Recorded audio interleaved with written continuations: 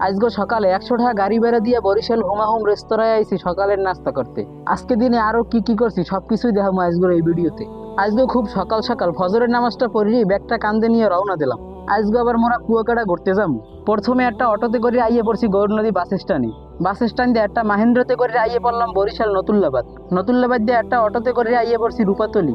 রূপাতলি আইয়েই সকালের নাস্তা করার লগে ঢুকে পড়লাম হুমাহুম রেস্তোরাঁয়। সকালের নাস্তার লগে মোরা নান রুটি আর ডাইল অর্ডার করলাম।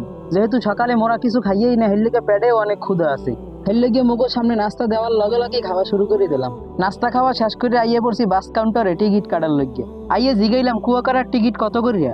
কইলো 265 টাকা। কি আর করা, যখন কুয়াকাটা যাবো এখন তো টিকিট কাটা লাগবেই। হেললিকে 3টে টিকিট কাটলাম। আর এই যে বাসটা দেখতে পারতে আছেন, এই বাসটাই মোরা কুয়াকাটা যাবো। বাসের মধ্যে যেহেতু পানির তৃষ্ণা লাগতে পারে, হেললিকে মই 1 বোতল পানি কিনে লইলাম। এরপর বাসে উঠে বাবার লগে লগে দেখি কি বাস ছাড়িয়ে দিয়েছে। আর এই যে সেতুটা দেখতে পাইতেছেন, এটি দিয়ে বরিশালের দগদগে সেতু। আর বাসের মধ্যে বইয়ে ব্রিজের নিচের দৃশ্যটা দেখতে অনেক সুন্দর লাগতেছিল। আর আজকের আকাশটাও অনেক পরিষ্কার। কতক্ষণ যাওয়ার পর সামনে দেখি আর একটা সেতু বাজছে। আর এইটা হইলো যে পায়রা বন্দরের লেবুখালী সেতু। আর বাসের মধ্যে বইয়ে মই অনেক ঘুমাইনের চেষ্টা করছি, কিন্তু ঘুমাইতেই পারতে আসছিলাম না। হঠাৎ করে একটু তন্দ্রা দিয়েছি, এর মধ্যে দেখি মোর লগে একটা কাহিনী ঘটে গেছে। মোর গড়ির গ্লাসটা খুললে নিচে পড়ে গেছে। এই গ্লাসের লগে তো আর চলন্ত বাস থামাইনে সম্ভব না। যাই হোক, প্রায় 4 ঘন্টা জার্নির পর কুয়াকাটা বাস স্ট্যান্ড আইয়ে নামলাম। এর পরে একটা অটোতে করে আইয়ে পড়লাম হোটেল সৈকতের সামনে।